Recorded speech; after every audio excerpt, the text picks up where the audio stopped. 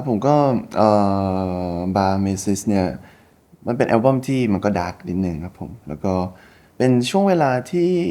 ถ้าพูดจริงๆผมไม่ค่อยชอบสักเท่าไหร่ครับเพราะว่าเอ่อมันเป็นช่วงที่ผมเนี่ยต้องต่อสู้กับหลายๆอย่างในตัวเองนะครับผมแล้วก็ระหว่างที่พอปล่อยบาร์เมซิสเสร็จแล้วก็มีการโชว์เคสทัวร์ด้วยครับผมซึ่งพอมันทัวร์ในช่วงที่แบบว่า mental มันไม่ค่อยแข็งแรงเนี่ยก็ไม่คิดว่าคือถามว่า enjoy ไหมก็ enjoy นะครับแต่ว่าแบบรู้สึกว่าเป็นช่วงเวลาที่แบบว่าเหนื่อยแล้วก็จริงๆอยากอยู่กับตัวเองมากกว่าไม่ค่อยอยากจำก็คิดว่ามันเป็นแค่process หนึ่งจนกว่าจะมาเป็นผมในวันนี้ละกันครับผม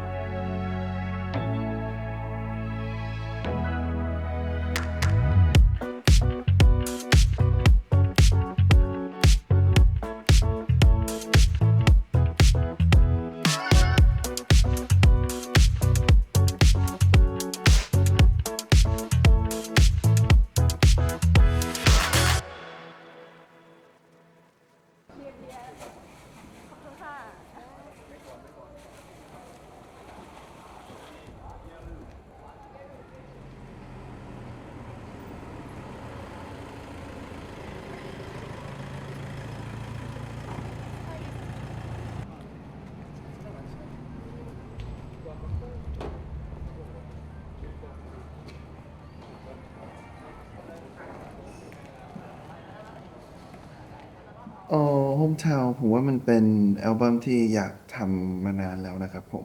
มีความคิดนี้ตั้งแต่2023แล้วครับแล้วก็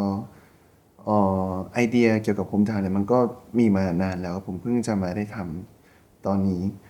อืความรู้สึกระหว่างทำก็ผมว่ามันแปลกใหม่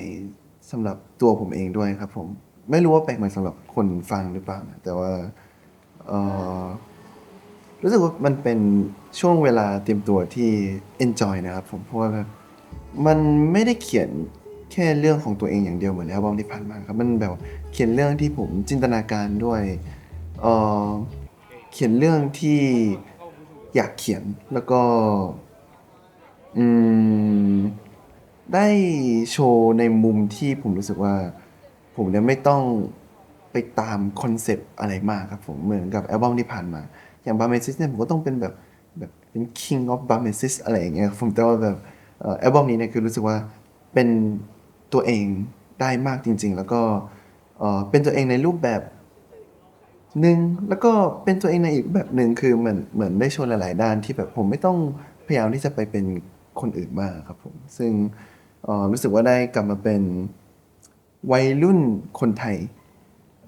อีกรอบหนึ่งครับเพราะว่าจริงๆตลอด15ปี16ปีที่อยู่เกาหลีมาเนี่ยมันก็แบบว่าไม่ได้มีชีวิตแบบนั้นเลยครับ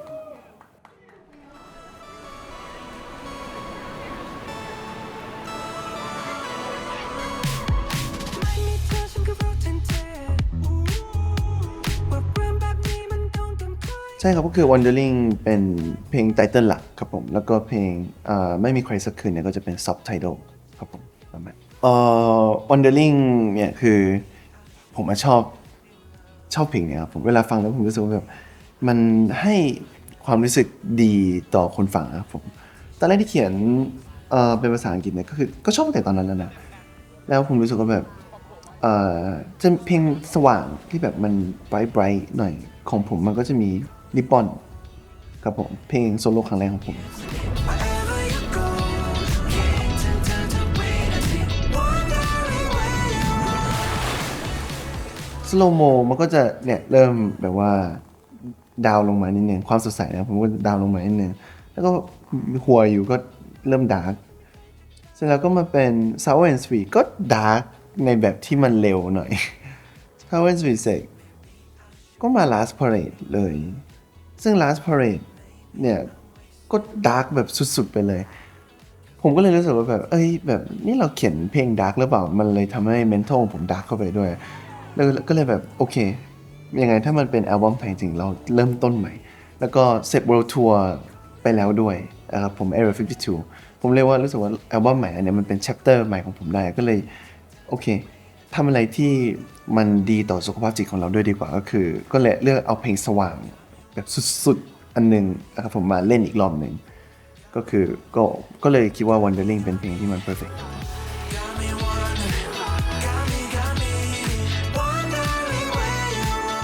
Wondering มิวสิกวิดีโอครับผมมันไม่ได้ขนาดนี้ตอนแรกครับผมมันไม่ได้มีถึงขั้นแบบคิดซีนหรืออะไรนะคือผู้กำกับเขารู้สึกเขา ผมต้องใช้คำว่าอะไรเนี่ยเขาแฮปปี้กับ two shot ของผมกับพี่นิชามากๆนะครับ 그래서 약간 스킨십 할 것처럼 하면은 파도가 팍 덮치면서 와 거의 바로요. 거의 바로 제가 사인 드릴 거예요. 자, ถ้าพูดง่ายๆผมว่าเขาจิ้นอ่ะเขาใช่ไหมแล้วเขาก็เลยขอนู่นขอนี่เพิ่มเข้ามาเยอะๆนะครับผมจริงๆมันก็เป็นครั้งแรกที่ผม acting แล้วผมก็แบบว่าได้เล่นกับนางเอกใช่ไหมครับผมซึ่งผมก็กล้ากลัวๆนะแต่ผมแบบผมก็แค่บอกไปว่าถ้าเกิดพ่วงกับคิดว่ามันทำให้มิวสิกวิดีโอเนี่ยมันดีขึ้นจริงๆก็ถามพี่นิชาก่อนครับถ้าเกิดพี่นิชาเขาโอเคผมก็จะพยายาม 약간 뱀뱀님 아이디어를 내가 살려주고 싶어가지고 아니 저도 요거를 제가 편지에 붙여놨는데 이렇게 카메라 이렇게 딱 돌리잖아요. 돌리고 나서 여기서 이제 제대로 키스신이 나오는 거죠. 바로? 되게 좋아요. 길게. 어제 거 진짜 너무 잘 나왔어요. 근데 저는 사실 이거 이미 하는 김에 살리는 게 좋거든요. 아, 이미 했어요. 왜? 아니 여자 저감독들이 다 이 장면만 보려고 그래요. 아니 우리 ซึ่งผู้กำกับเขาบอกว่ามันจะทำให้ดีขึ้นจริงๆเพราะว่าเขาบอกว่าตอนแรกเขาไม่ค่อยคือเขาก็มีภาพของเขาใช่ไหมถ้าเกิดเขาไม่ได้ผู้กำกับเป็นผู้หญิงครับผมซึ่งเขาก็จะมีมุมมองในด้านของผู้หญิงว่าแบบถ้าเราเป็นผู้หญิงที่ดูมิวสิกวิดีโอเนี่ยเขาอยากดูอะไรแล้วเขาถ้าเกิดดูอันไหนแล้วเขาจะรู้สึกดีอะไรอย่างเงี้ยใช่ไหมครับผมซึ่งผมก็เลยเชื่อเขาเลยครับ If you wanna dance and dance with somebody, I'll be on like dancing by myself. โอเคเพลงไม่มีใครสักคืนเนี่ยผมตอนแรกที่มีประชุมมีตติ้งกับผู้กำกับเนี่ยเขาก็แค่ถามเฉยๆว่าโอเคเพลงนี้ยูอยากได้แบบไหนผมก็บอกไปว่าไม่มีใครสักคืนเนี่ยต้องเป็นคลาสสิกใส่สูทต้องเหมือนกับปาร์ตี้แบบยุคประมาณ90ถึง2000ต้นๆประมาณเนี้ยครับผมแล้วก็ต้องเป็นไนท์ไทม์ของกรุงเทพผมแบบว่าเห็นซิดแบบว่าเห็นแสงสีของเมืองกรุงเทพต้องอยู่ตรงสกายไลน์ต้องเป็นดาดฟ้าอะไรเงี้ยผมก็อธิบายมูดของเขาไปก่อนแล้วก็อยากให้เป็นเต้นซะส่วนใหญ่เพราะว่าผมรู้สึกว่าผมไม่ค่อยได้ถ่ายมิวสิกวิดีโอที่แบบผมเต้นจ๋าขนาดเนี้ยครับผมชื่อเพลงไม่มีใครสักคืน Dancing by Myself อาจจะดูเหงาใช่ไหมแต่จริงๆเนื้อเพลงคือมันไม่ได้แบบว่าฉันเหงานะคือมันกลายเป็นกลับกันว่าแบบฉัน enjoy ของฉันคนเดียวไม่ต้องแบบอย่ามายุ่งได้ไหมอะไรอย่างเงี้ยครับผม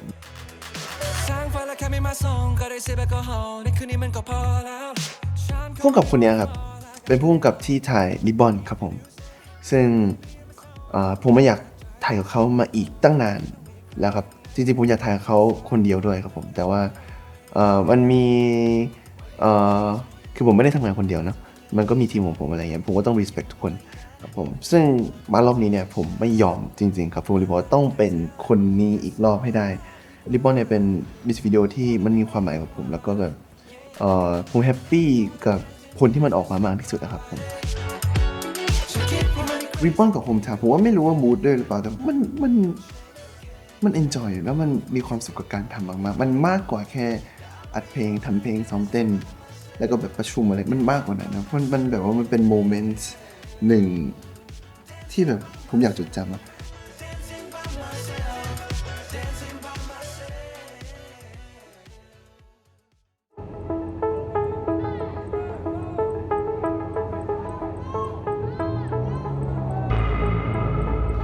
ผมว่าทุกสิ่งที่มันวาดมาในหัวผมนะก็ทุกสิ่งที่ผมต้องการของทั้งมิวสิกวิดีโอ2ตัวเนี้ยมันออกมาตามนั้นอาจจะดีกว่าด้วยครับ ผมแฮปปี้ที่พอใส่กองเนี่ยผมถ่ายมาทั้งหมด4 วันทุกคนเหนื่อยนะครับผมเพราะว่ามันเป็นช่วงที่แบบว่าเราต้องทำมันออกมาให้ดีให้มันดีจนผมไม่ได้แคร์แบบผมจะนอนน้อยนอนเยอะกินไม่กินคือมันไม่แคร์ครับผมคือขนาดถ่ายมิวสิกวิดีโอเสร็จในแต่ละวันผมยังกลับมาออกกำลังกายที่โรงแรมนะครับเพื่อให้มันเป็นลุคที่ดีแล้วก็เฟิร์มที่สุดครับผมต้องโดยเฉพาะพี่นิชาครับเพราะว่า3 วันติดเลยอะแล้วแบบวันต่อมาเนี่ยก็เลยแบบเรากินเลี้ยงกันดีกว่าอย่างเงี้ยครับผมตอนนั้นน่ะก็เป็นครั้งแรกที่เหมือนผมได้รวมคนที่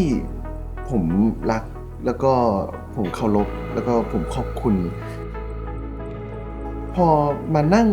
โต๊ะเดียวกัน แล้วกินหมูกระทะกันเนี่ยมันแฮปปี้อ่ะมันเป็น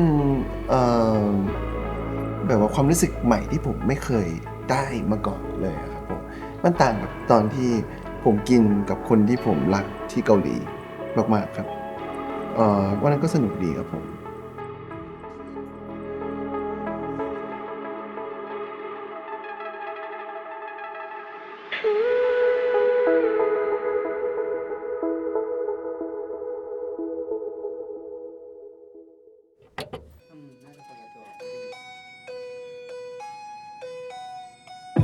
You want to party at 3 เธอมาว่าไปไหนก็ได้ที่ไกลจากตรงนี้ yeah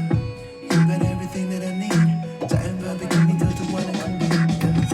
จะเริ่มหิวแล้ว พี่หิว โอเคไหม โอเคพี่ได้หิวไหมครับ หิว พี่แอบท้องร้องด้วยอ่ะ ไม่รู้ได้ยินเปล่าอ่ะ เขินเลยอ่ะ มี อุ๊ยน้องจะได้ยินเราท้องร้องเปล่าวะ